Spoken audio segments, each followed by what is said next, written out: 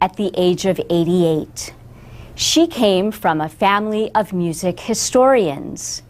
She helped her father and brother, John and Alan Lomax, collect folk music. John Lomax developed an archive of American folk song at the Library of Congress. In the 1940s, after college, Bess Lomax joined the Almanac Singers, a group that sang social protest songs. Other members included Woody Guthrie, Pete Seeger, and Butch Hawes, who became her husband. The family later moved to California, where Bess taught music, including guitar and banjo. She also became an anthropology professor at what is now California State University, Northridge. In the 1970s, she worked at the Smithsonian Institution in Washington. Later, she directed the Folk Arts program at the National Endowment for the Arts. She received the National Medal of Arts from President Bill Clinton in 1993. Daniel Sheehy is acting head of the Center for Folklife and Cultural Heritage at the Smithsonian. He worked with Bess Lomax Hawes and remembers how she worked to keep folk traditions from being lost. He said she found ways to help those voices, songs, stories, and craft traditions make it into the lives of a much broader public. Bess Lomax Hawes may be best remembered for a song from 1949. She and Jacqueline Steiner took old music and wrote new words for a campaign song. The song was to support Walter O'Brien, a Progressive Party candidate for mayor of Boston, Massachusetts. One of Mr. O'Brien's promises was to fight a fare increase on the transit system then known as the MTA. The song is about Charlie, a man who does not have enough money to leave the train, so he has to ride forever. Here is part of this funny song. Did he ever return? No, he never returned, and his fate is still unlearned. He may ride forever 'neath the streets of Boston. He's the man who never returned. The candidate lost, but the MTA song later became a huge hit with a version by the Kingston Trio. And that's the VOA Special English Education Report. You can find transcripts, podcasts, and archives of our programs, and links to our social media at voaspecialenglish.com. This is the VOA Special English Education Report. An American nonprofit organization helps young people around the world to understand important issues and each other. The Global Nomads Group organizes educational video conferences.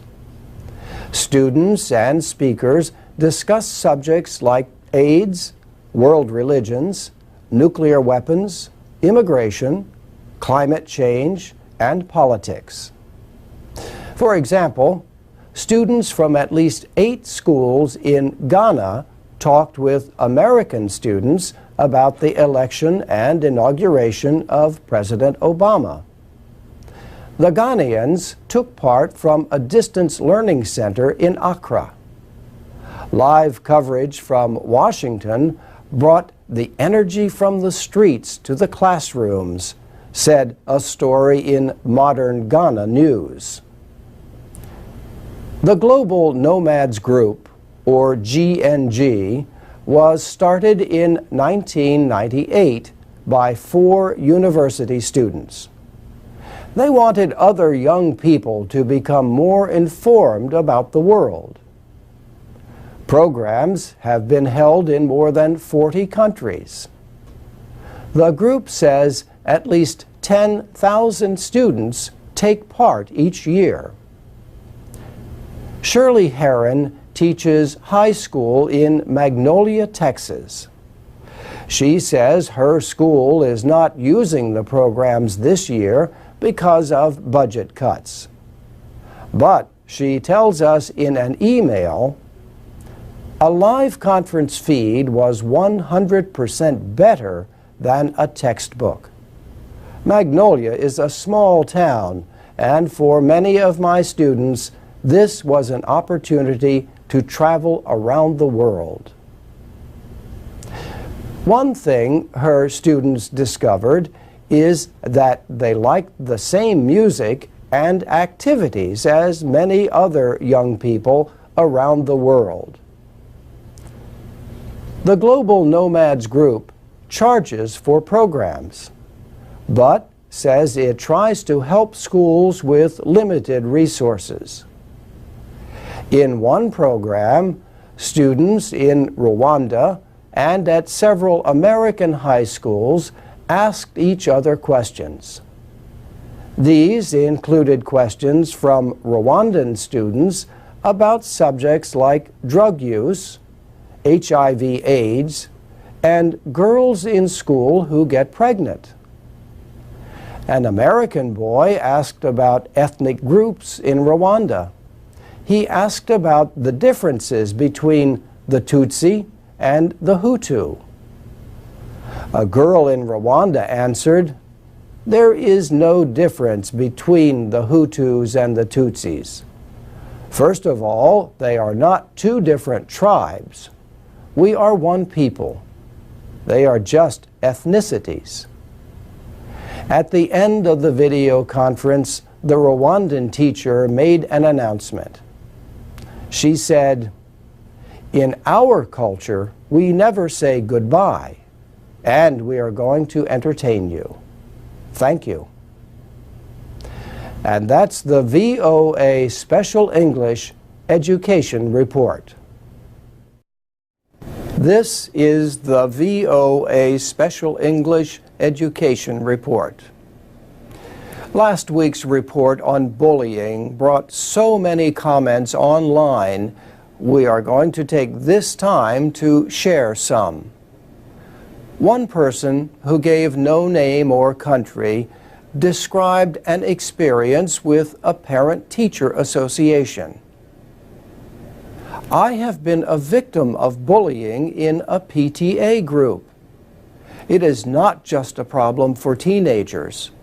Adults also engage in bullying activities, but it is usually verbal abuse by spreading lies to ruin your reputation or isolate the victim from the rest of the group.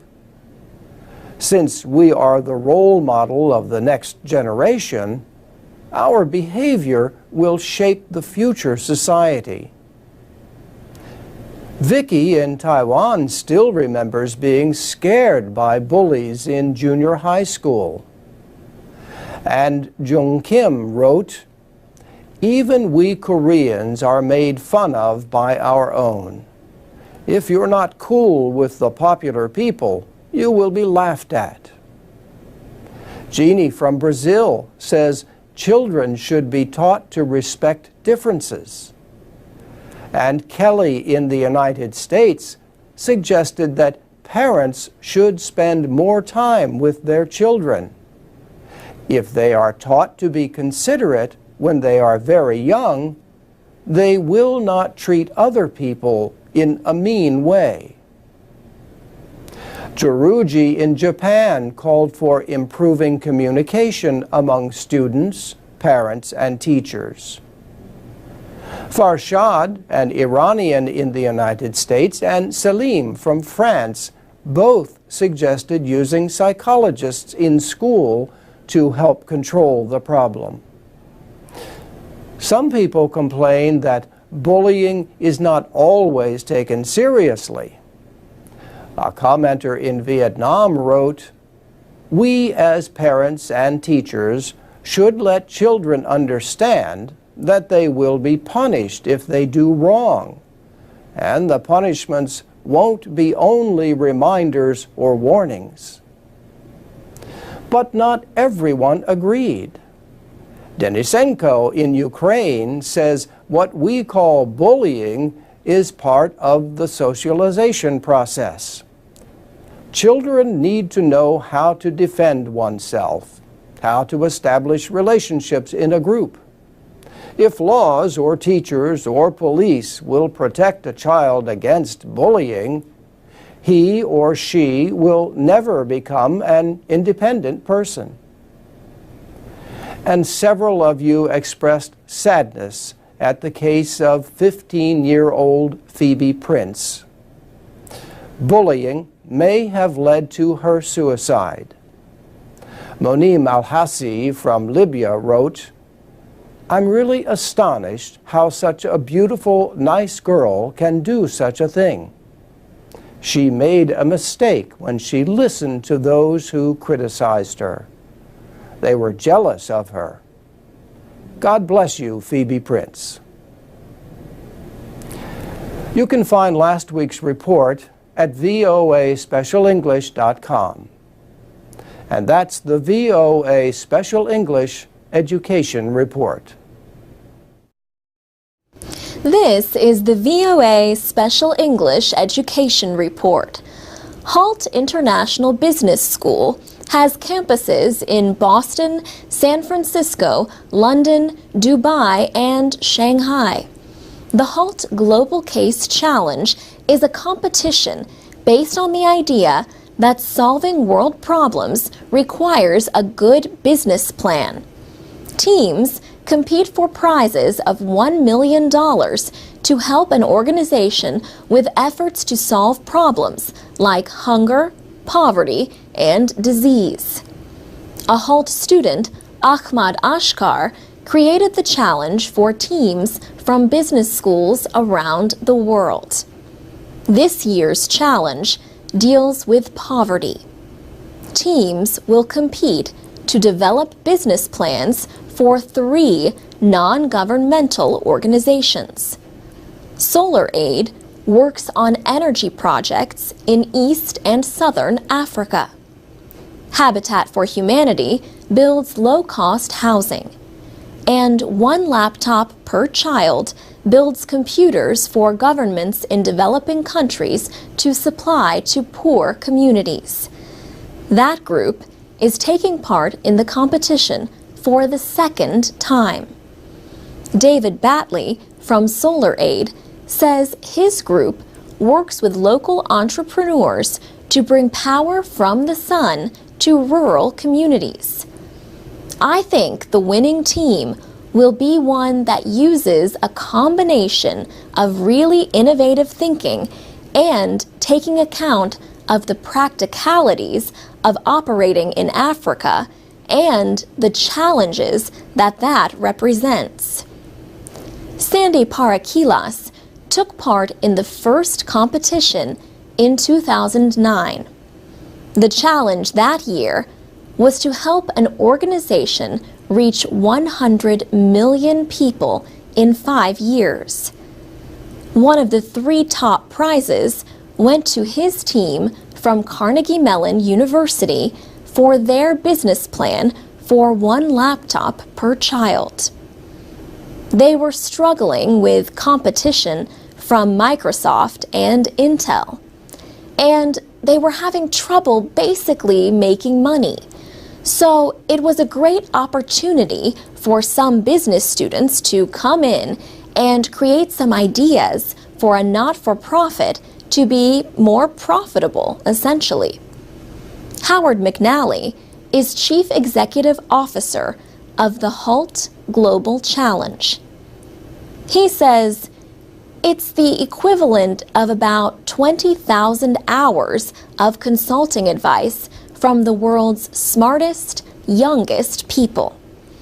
Mr. McNally says the students learn about world problems and the opportunities that might be available for them in the market. And it's also a tremendous opportunity for the NGOs that we're working with to get the kind of advice that they're going to get about their vision and their goals. The 5 HALT campuses will hold regional competitions in February. Finalists will be chosen in New York in April. For VOA Special English, I'm Alex Villarreal. I'm Alex Villarreal with the VOA Special English Education Report. President Obama talked a lot about education in his State of the Union speech in January. He said, "We need to out-innovate, out-educate, and outbuild the rest of the world. If Americans want to win the future," he said, "then they also have to win the race to educate their children." The president said, over the next 10 years, nearly half of all new jobs will require education that goes beyond a high school education. And yet, as many as a quarter of our students aren't even finishing high school. The quality of our math and science education lags behind many other nations. America has fallen to 9th in the proportion of young people with a college degree. 2 years ago, Mr. Obama set a goal to regain the world's highest rate of college graduates by 2020. He says the responsibility to give every child a chance to succeed begins not in classrooms, but in homes and communities. He said, "Only parents can make sure the TV is turned off and homework gets done. We need to teach our kids that it's not just the winner of the Super Bowl who deserves to be celebrated, but the winner of the science fair."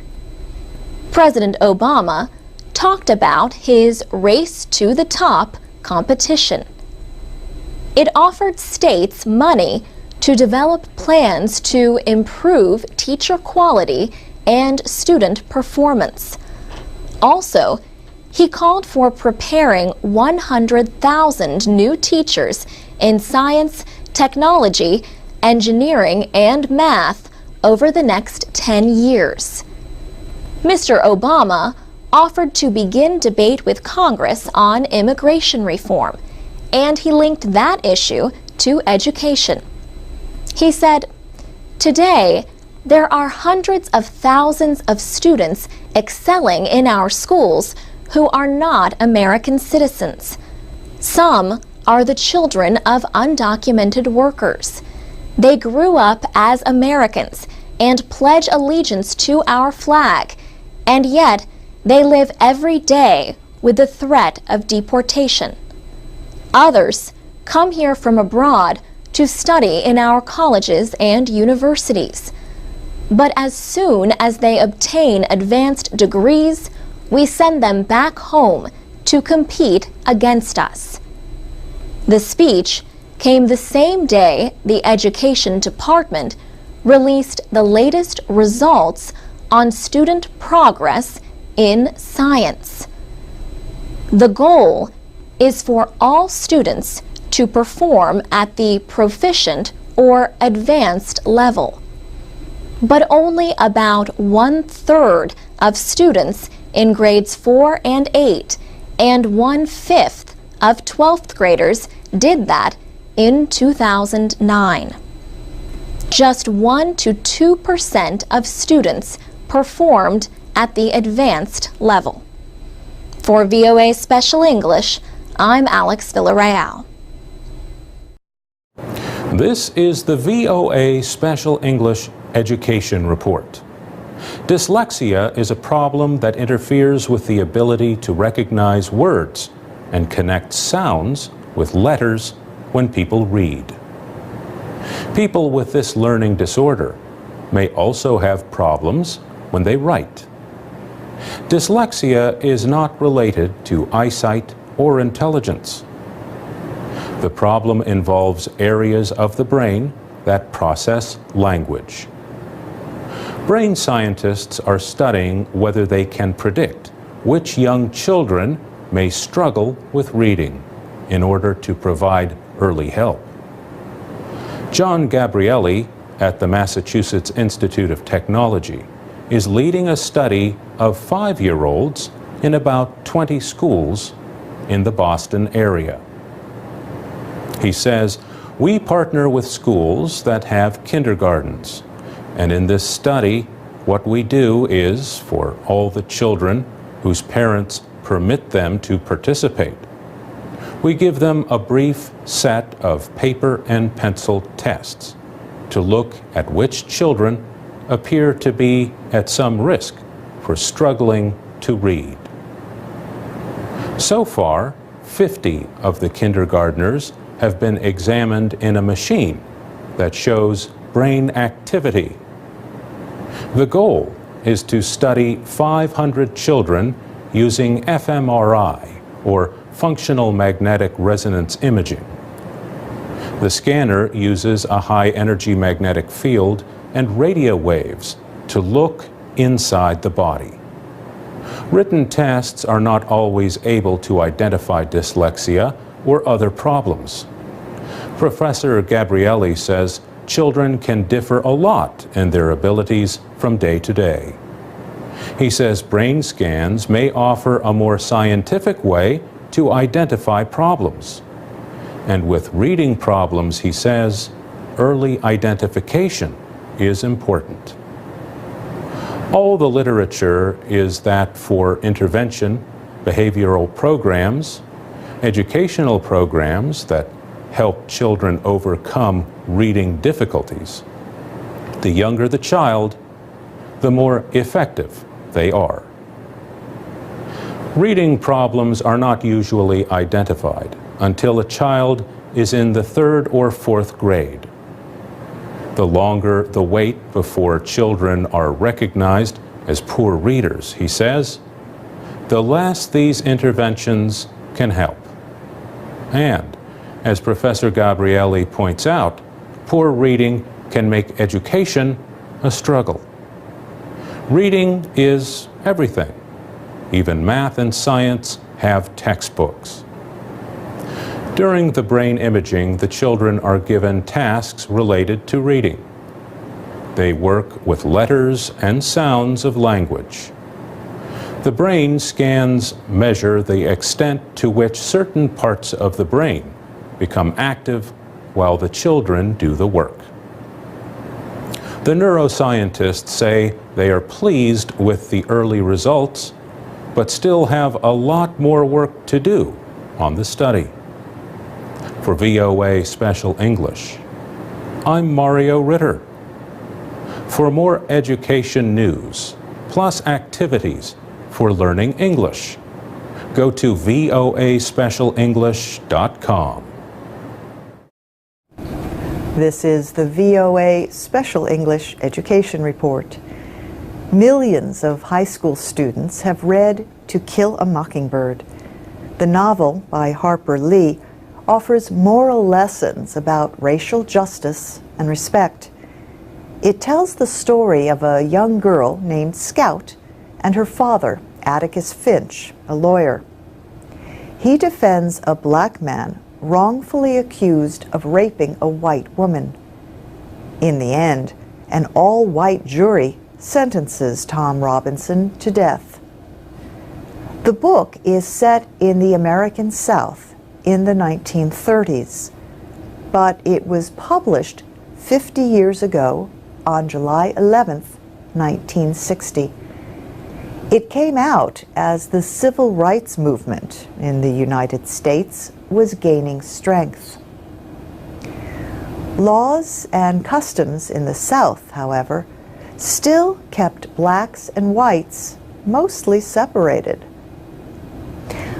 A mockingbird is a kind of gray songbird. The book gets its title from something Atticus Finch was told in his childhood when his father gave him a gun. Atticus Finch says his father told him it was a sin to kill a mockingbird because they don't hurt anyone, they just make music.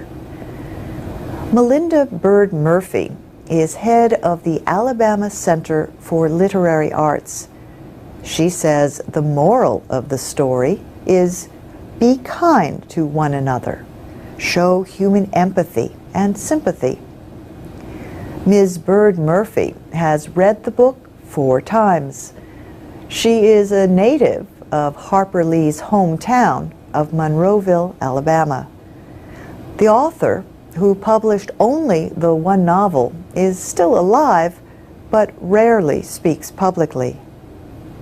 Some people say To Kill a Mockingbird treats racism in a way that is simplistic, even offensive to blacks, and out of date in today's America.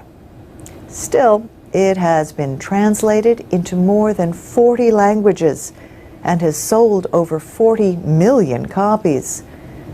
It won a Pulitzer Prize and is often required reading in high school. Gregory Peck won an Academy Award for playing Atticus Finch in the 1962 film version. The story takes place in a town that Harper Lee called Macomb, but she based the characters on real people she knew growing up. Since then, Monroeville has changed a lot. A number of African Americans serve in the local government. The courthouse, made famous by the book, is now a museum. A small shop and a fast food restaurant called Mel's Dairy Dream have replaced Harper Lee's childhood home. In Monroeville and around the country, fans of To Kill a Mockingbird are celebrating its 50th anniversary. Events include readings, discussions, and movie showings. And that's the VOA Special English Education Report. This is the VOA Special English Education Report. Cranes are large birds with long legs and necks. In Japan and other East Asian cultures, they represent luck and long life. Japanese tradition says a person who folds 1,000 paper cranes gets the right to make a wish. Some school children in the United States have been folding cranes. They want to show they care about the victims of the March 11th earthquake and tsunami in Japan. Almost 40 Japanese American students attend Somerville Elementary School in Ridgewood, New Jersey. But all 525 students at the school have heard about the disasters. So they have decorated their school with paper origami cranes. Their wish is for a speedy recovery for the Japanese people. Art teacher Samantha Stankiewicz says the activity gave students a way to express empathy for victims. She says, for children, the folding of the cranes has been a really positive way for them to feel like they're actively engaged. One boy said, "The crane is a symbol of hope, so we try to have a lot of hope for those people in Japan." And a girl at the school said, "It makes me feel really happy that everyone's caring for another country." And that care was not just in the form of paper cranes. The school principal, Lorna Oates Santos, says children at Somerville Elementary raised about $2,000 for disaster relief agencies. The 2 agencies they chose were the American Red Cross and Save the Children. The school also has a television club that produces weekly programs on different subjects. Fourth grade teacher Gabrielle King is the director of the club and says the students were involved in the school's efforts. When the earthquake happened, she says, the children wanted to know what they could do to inform other students and raise awareness for the people in Japan. So they decided to do a show on the earthquake and to also make the origami cranes. Some American children have shown their feelings for the victims in Japan in other ways. Yasuhisa Kawamura is Japan's Deputy Consul General in New York. He says one young girl brought a painting she had made to the consulate. The painting showed the two countries, Japan and the United States, shaking hands over the ocean and saying, "We are with you."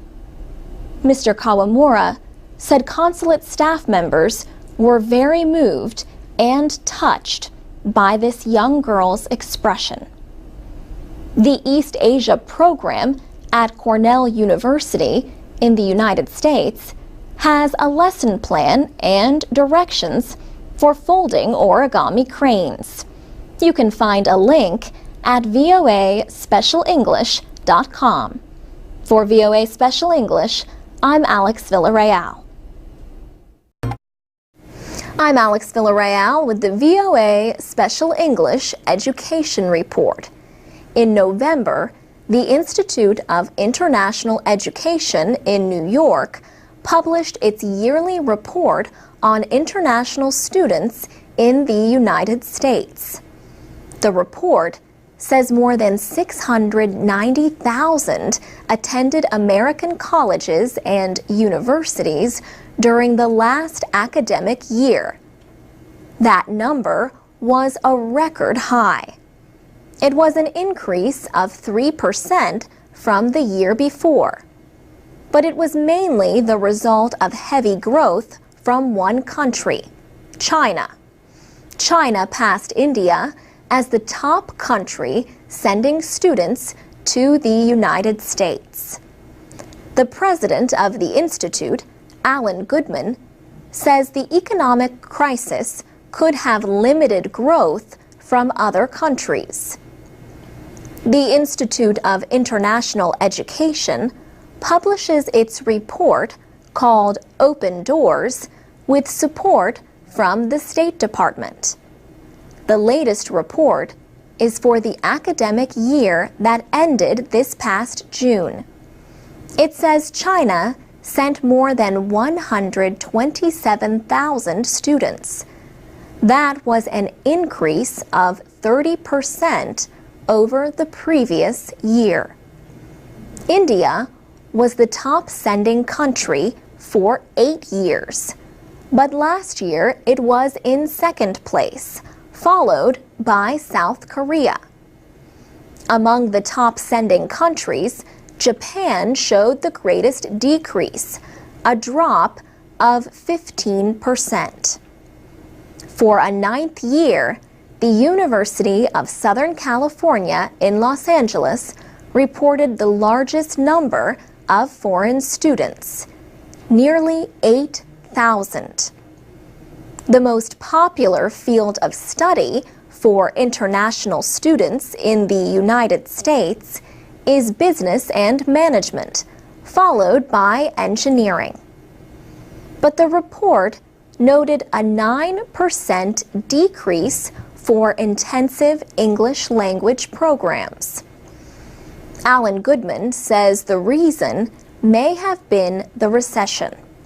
He says English language training is often the most costly part for students beginning their studies.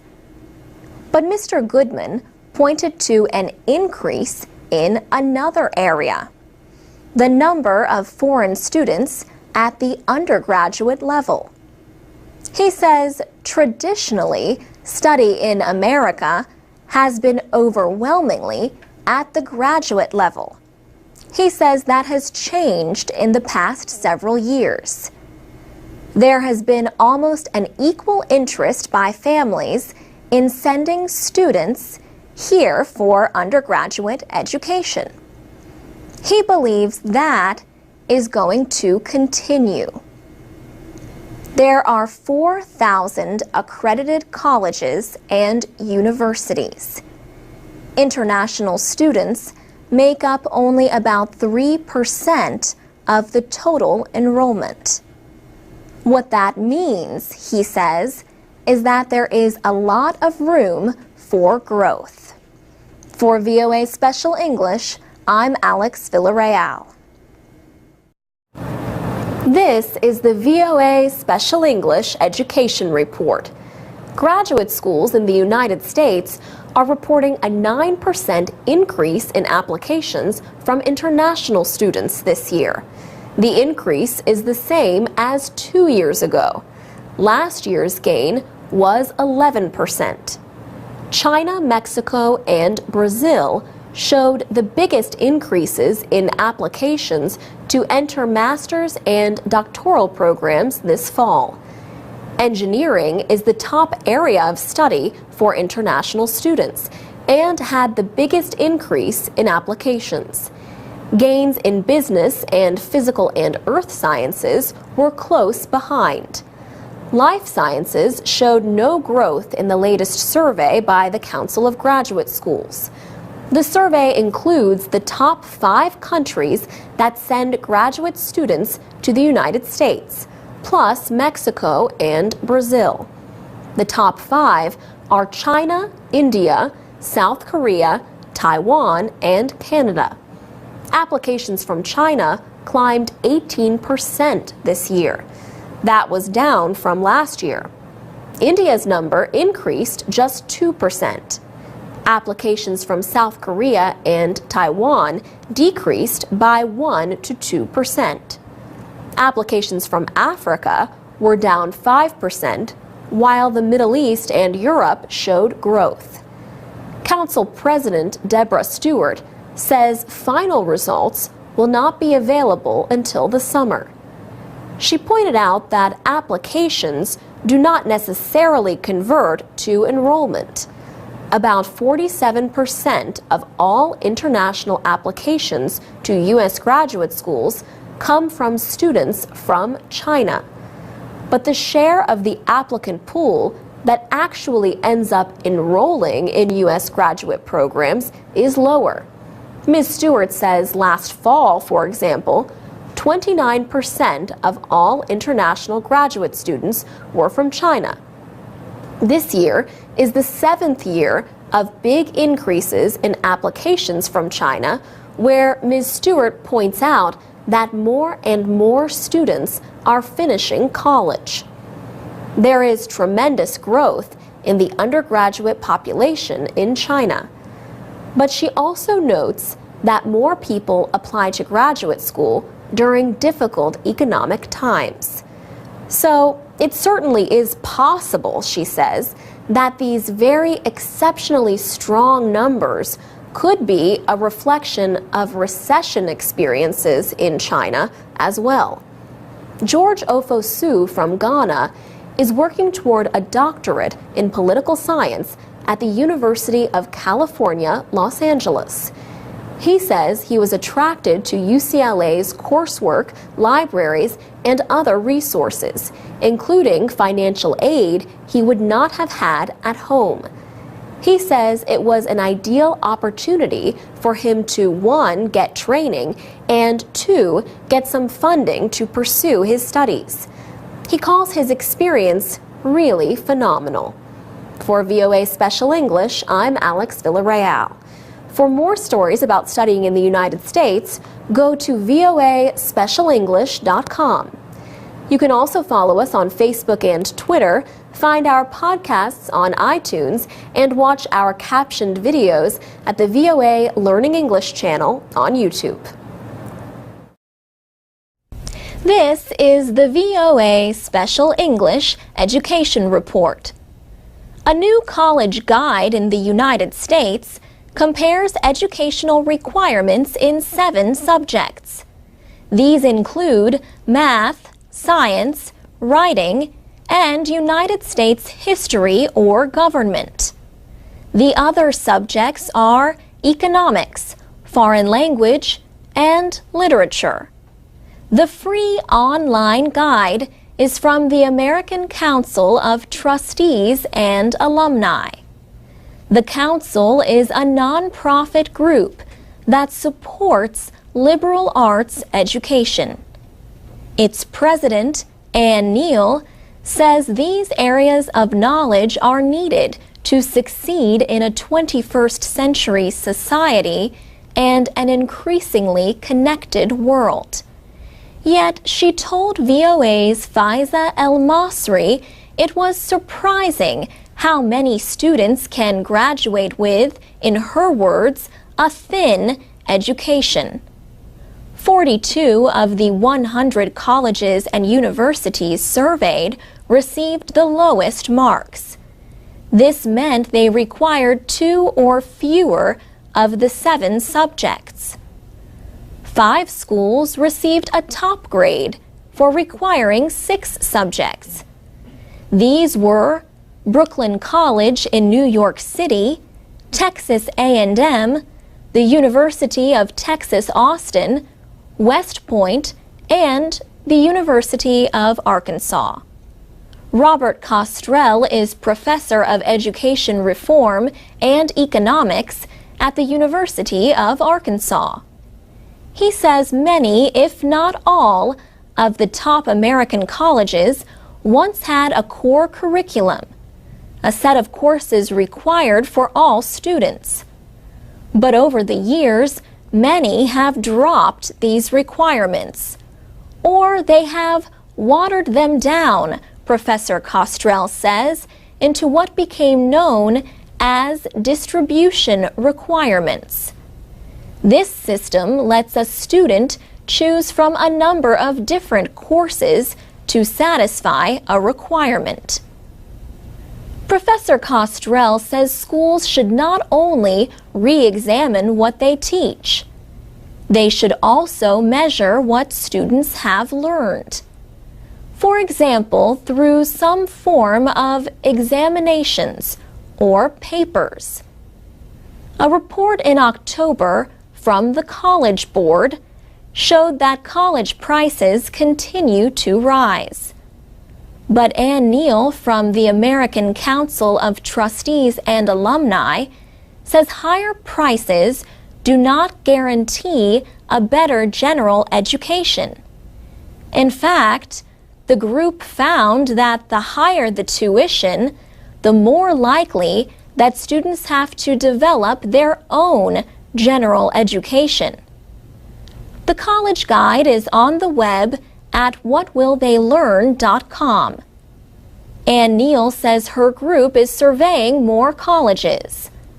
The hope, she says, is to discover what college graduates have really learned and how ready they are to compete in the global marketplace.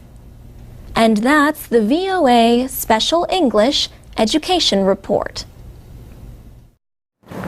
This is the VOA Special English Education Report. Imagine that you have lost your job. You could start a sewing business at home if you had a better sewing machine and a little money to advertise, but you cannot get a loan from a bank. In recent times, many people in similar situations have received loans from student microfinance groups. Such groups make small loans for business or personal use. 12 of the organizations are part of a national network called the Campus Microfinance Alliance. The Alliance provides financial aid, technical advice, and training programs for its member groups. Each group has between 10 and 70 volunteers, many of them college students. They have enabled hundreds of people across the United States to launch small businesses. Vanessa Carter is director of the Alliance. She says bad economic times have sped the growth of the college microfinance movement. This really got started because students were walking off campus. It was the height of the economic recession, and they were seeing boarded up businesses and the effects of high unemployment firsthand. In Iowa, a student microfinance group at Grinnell College helps people both locally and internationally. The group started in 2007. At that time, Grinnell student Jeff Raderstrong and some friends raised more than $600 from other students. The Saturday night Grinnell tradition of missing a meal to help others enabled the group to make loans through the international microfinance organization Kiva.org. The Social Entrepreneurs of Grinnell, SEG, was launched. Later, SEG moved toward making loans directly to international partners. But as time passed, the group started helping people in Iowa. Jeff Raderstrong remembers how that developed. It sort of really quickly became clear that there was a lot that we could do in the community, in the Grinnell community. Because, you know, the town itself, there is some wealth, but there is a lot of poverty. And it is a lot of rural poverty. Mark Root Riley was another early member of SEG.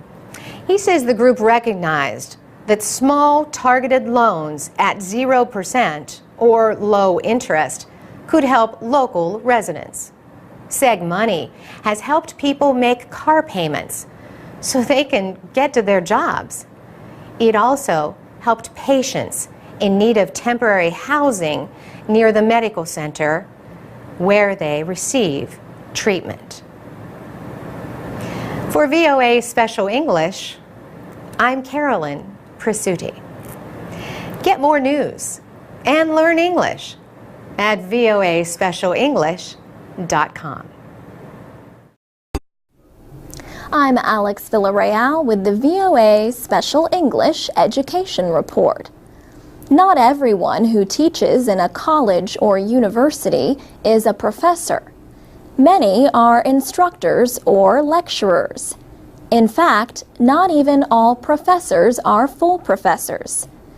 Many of them are assistant or associate professors or adjunct professors. So what do all of these different academic titles mean at American colleges and universities? Get ready for a short lecture, especially if you are thinking of a career in higher education. Professors usually need a doctoral degree, but sometimes a school will offer positions to people who have not yet received their doctorate.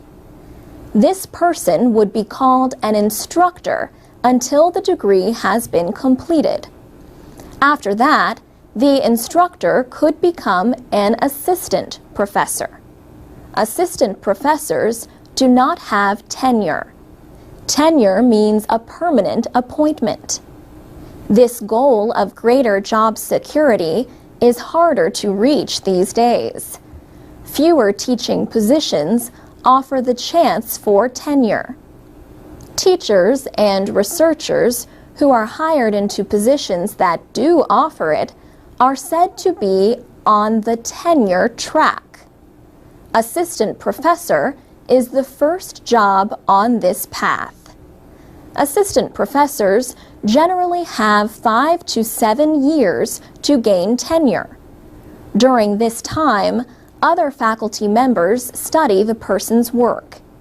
If tenure is denied, then the assistant professor usually has a year to find another job. Candidates for tenure may feel great pressure to get research published. Publish or perish is the traditional saying. An assistant professor who receives tenure becomes an associate professor. An associate professor may later be appointed a full professor. Assistant, associate, and full professors perform many duties. They teach classes. They advise students. And they carry out research. They also serve on committees and take part in other activities. Other faculty members are not expected to do all these jobs. They are not on a tenure track. Instead, they might be in adjunct or visiting positions. A visiting professor has a job at one school but works at another for a period of time. An adjunct professor is also a limited or part-time position to do research or teach classes. Adjunct professors have a doctorate degree. Another position is that of lecturer. Lecturers teach classes, but they may or may not have a doctorate. For VOA Special English, I'm Alex Villarreal. You can read and listen to our reports at voaspecialenglish.com. You can also find us on Facebook and Twitter at VOA Learning English. This is the VOA Special English Education Report. Not everyone who teaches in a college or university is a professor. Many are instructors or lecturers. In fact, not even all professors are full professors. Many of them are assistant or associate professors or adjunct professors. So what do all of these different academic titles mean at American colleges and universities? Get ready for a short lecture, especially if you are thinking of a career in higher education. Professors usually need a doctoral degree, but sometimes a school will offer positions to people who have not yet received their doctorate. This person would be called an instructor until the degree has been completed. After that, the instructor could become an assistant professor. Assistant professors do not have tenure. Tenure means a permanent appointment. This goal of greater job security is harder to reach these days. Fewer teaching positions offer the chance for tenure. Teachers and researchers who are hired into positions that do offer it are said to be on the tenure track. Assistant professor is the first job on this path. Assistant professors generally have 5 to 7 years to gain tenure. During this time, other faculty members study the person's work. If tenure is denied, then the assistant professor usually has a year to find another job. Candidates for tenure may feel great pressure to get research published. Publish or perish is the traditional saying. An assistant professor who receives tenure becomes an associate professor. An associate professor may later be appointed a full professor. Assistant, associate, and full professors perform many duties. They teach classes, they advise students, and they carry out research. They also serve on committees and take part in other activities. Other faculty members are not expected to do all these jobs. They are not on a tenure track. Instead, they might be in adjunct or visiting positions. A visiting professor has a job at one school but works at another for a period of time. An adjunct professor is also a limited or part-time position to do research or teach classes. Adjunct professors have a doctorate. Another position is that of lecturer. Lecturers teach classes, but they may or may not have a doctorate. For VOA Special English, I'm Carolyn Presutti. You can learn English and stay informed every day from your computer or mobile device at voaspecialenglish.com. You can also find us on Facebook, Twitter, and iTunes at VOA Learning English. I'm Mario Ritter with the VOA Special English Education Report. Some American parents might think their children need better educations to compete with China and other countries. But how much do the parents themselves need to change? A new book called Battle Hymn of the Tiger Mother by Amy Chua has caused a debate about cultural differences in parenting. Ms. Chua is a professor at the Yale Law School in New Haven, Connecticut, and the mother of 2 daughters. She was raised in the American Midwest by immigrant Chinese parents. In the Chinese culture, the tiger represents strength and power. In her book, Ms. Chua writes about how she demanded excellence from her daughters. For example, she threatened to burn her daughters' stuffed animals unless she played a piece of music perfectly. She would insult her daughters if they failed to meet her expectations. Ms. Chua says she had a clear list of what her daughters, Sophia and Louisa, were not permitted to do. They could not attend a sleepover, have a play date, watch TV, or play computer games, be in a school play, or get any grade less than an A. Many people have criticized Amy Chua. Some say her parenting methods were abusive. She even admits that her husband, who is not Chinese, sometimes objected to her parenting style. But she says that was the way her parents raised her and her 3 sisters. Ms. Chua makes fun of her own extreme style of parenting.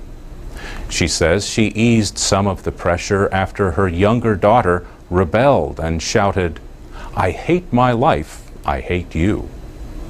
Ms. Chua says she decided to retreat when it seemed like there was a risk that she might lose her daughter. But she also says American parents often have low expectations of their children's abilities. She says one of the biggest differences I see between Western and Chinese parents is that Chinese parents assume strength rather than fragility. Stacy DeBroff has written 4 books on parenting. She says the debate over Ms. Chua's book has to do with 2 questions. What does it mean to be a successful parent? And what does it mean to be a successful child? Ms. DeBroff says Amy Chua's parenting style is not limited to Chinese families. She says it represents a traditional way of parenting among immigrants seeking a better future for their children. But she also sees a risk. When children have no time to be social or to follow their own interests, they might not develop other skills that they need to succeed in life. Stacy DeBroff advises parents to develop their own style of parenting and not just repeat the way they were raised. And that's the VOA Special English Education Report. What are your thoughts about parenting styles and cultural differences? Tell us at voaspecialenglish.com or on Facebook at VOA Learning English. For VOA Special English, I'm Mario Ritter. This is the VOA Special English Education Report. Conflicts around the world are keeping tens of millions of young people from going to school. Many have physical or emotional injuries that make it hard or even impossible for them to learn. Later this year, UNESCO will release its 2012 Education for All Global Monitoring Report. UNESCO is the United Nations educational, scientific, and cultural organization. The yearly publication is part of a global campaign to provide primary education to all children within the next 3 years.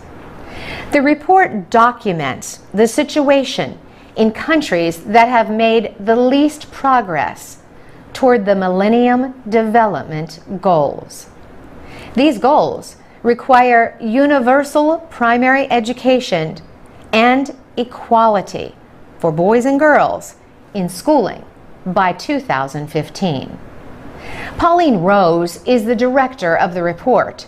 She says at last count, in 35 conflict-affected countries, there were 28 million children out of school. In some countries, schools were not even accessible in conflict zones. There are no teachers, and the schools are sometimes attacked. The Geneva Conventions bar the targeting of public places like schools and hospitals. In some cases, schools are targeted because they represent the government. In other cases, schools are targeted for religious or political reasons. Pauline Rose points to Afghanistan, where militant groups have attacked girls' schools to keep girls from getting an education. In other parts of the world, schools are often caught in the crossfire of violence. Conflicts also put girls and boys at risk of sexual violence and of being forced into war. Under international law, refugees are the only displaced people with a guaranteed right to education. But that guarantee often means little. Last year, Pauline Rose visited camps in northern Kenya that shelter more than 250,000 refugees from Somalia. She says half the children have no access to school, and there are classes of over 300 children. The study asks, what if conflict states in sub-Saharan Africa moved just 10% of their military spending to education? UNESCO says they could educate more than 1/4 of their out-of-school population.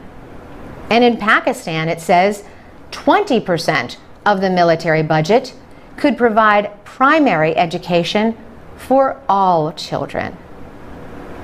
Experts say one country has been a real success story. For years, Botswana has used its wealth from diamond exports to finance universal primary